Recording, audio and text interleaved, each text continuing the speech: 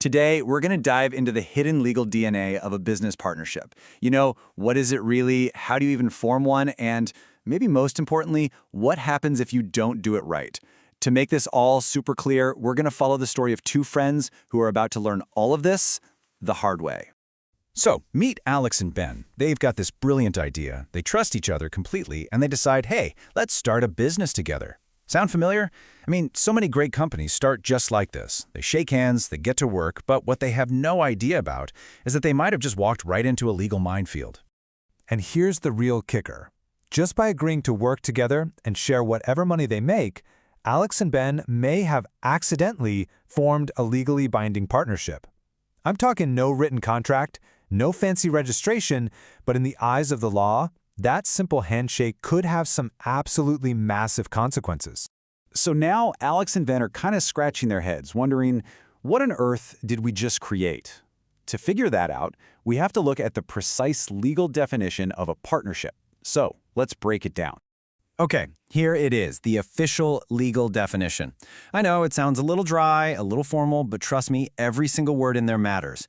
This sentence is the test that decides if you're just a couple of friends with a cool project or if you're actual business partners with serious legal duties to each other. So that formal definition really just boils down to 5 simple ingredients. And the thing is, you need all 5.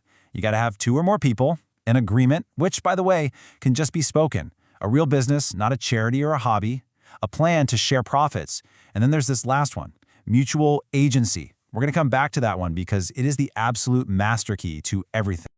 To really get what a partnership is, it sometimes helps to understand what it isn't. And a super common point of confusion is co-ownership. So just look at this comparison. Let's say you and your siblings inherit a house. You're co-owners. It just happened because of your status as heirs. But if you and your siblings decide to buy that same house specifically to run it as a little hotel and share the profits, well, that's a partnership. See the difference? It's born from an agreement with a business goal. Okay, so we've covered 4 of those 5 ingredients, but now we get to the big one, the one that really truly separates a partnership from pretty much any other deal out there. It's called mutual agency. Let's circle back to that official definition and just pull out this one crucial phrase, acting for all. This, right here, is the beating heart of a partnership. It's not just about splitting the cash, it's about sharing responsibility and, importantly, sharing authority. Think of it like this, okay? In a partnership, you've basically given your partner the keys to the company car. When Alex goes out and signs a contract for the business, he's signing it for Ben too. Ben is now legally tied to that contract, even if he wasn't in the room, even if he didn't know about it. You are legally on the hook for each other's business decisions, and that is a huge deal. This is why just sharing profits isn't enough to make you a partner. It's the ultimate test.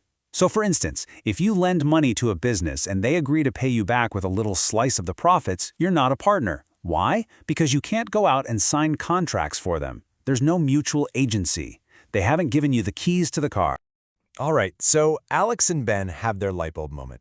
They realize, whoa, we are definitely in a legal partnership. And honestly, the idea of being responsible for each other's actions is a little bit terrifying.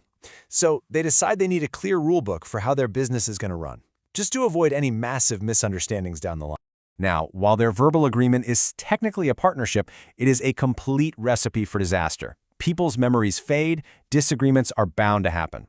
So the smartest thing they can possibly do is create a written document. It's called a partnership deed. And this thing, it's their shield, it's their guide, it's their single source of truth when things get messy. So what exactly goes into this all-important rulebook? Well, you've got to cover the basics, right? Who are the partners? What's the business? Who's putting in how much money? How are you going to split profits and losses? Who's in charge of what? And this last one is critical. What happens when you disagree? Thinking through this stuff now can literally save the business and the friendship later on. Okay, Alex and Ben have their partnership deed all written up. They're feeling way more secure. But now they hit another huge question. Should they officially register their firm with the government? Is it a must-do? This is a really common question. Do you legally have to go and file all this paperwork? Well, the answer might actually surprise you. So the answer is no. In a lot of places, registration isn't compulsory. But that but is probably one of the biggest buts in business law. Because choosing not to register your firm, It's like deciding to enter a boxing match with one hand tied behind your back. You're putting yourself at a massive, massive disadvantage. And here's why. Without registration, your legal power is basically crippled. If Ben doesn't hold up his end of the bargain, Alex can't take him to court to enforce their agreement. If a client just decides not to pay you, the firm can't sue them to get the money. An unregistered business is pretty much invisible to the courts when it needs help the most, and that leaves you incredibly vulnerable. So Alex and Ben do the smart thing. They register their firm. As their business starts to grow, they think about bringing other people into the fold. And that's when they find out that the word partner isn't a one-size-fits-all kind of deal. There's a whole cast of characters you really need to know about. First up, you've got the active partner. This is the one we all think of. It's Alex and Ben. You know, they're on the front lines every day, making the big decisions, running the actual day-to-day operations of the business. They're the face of the company. Then you have the sleeping or dormant partner. This is your classic silent investor. They put in the money, they share in the profits and the losses, but they don't get involved in managing things. They're trusting the active partners to run the show. But, and this is important, even though they're silent, they are still fully liable if things go wrong. Now, for a serious cautionary tale. This is the story of the partner by estoppel. In this classic case, a really famous sportsman let a magazine use his name to promote itself. He didn't invest a dime, he didn't manage a thing. But because his famous name led other people to give the company credit, the court said, "Too bad, you're liable as a partner," when it all fell apart. He became a partner simply because he let people believe he was one. So after this whole journey, what are the big takeaways for Alex and Ben and for all of us? It really comes down to these 3 golden rules. 1. Define it. Get your agreement in writing with a partnership deed. 2. Test it. Always remember that mutual agency, that power to bind each other, is the real test of a partnership. And 3. Protect it. Register your firm so you have your full legal rights when you need them. And that really brings us to the final thought here. Business, especially when it's with friends, it always starts with trust. But as we've just seen, trust by itself isn't enough to protect you. All these rules and legal structures, they're there to support that trust, not to replace it. So the real question for you to think about is, in your own ventures, how are you going to find that perfect balance?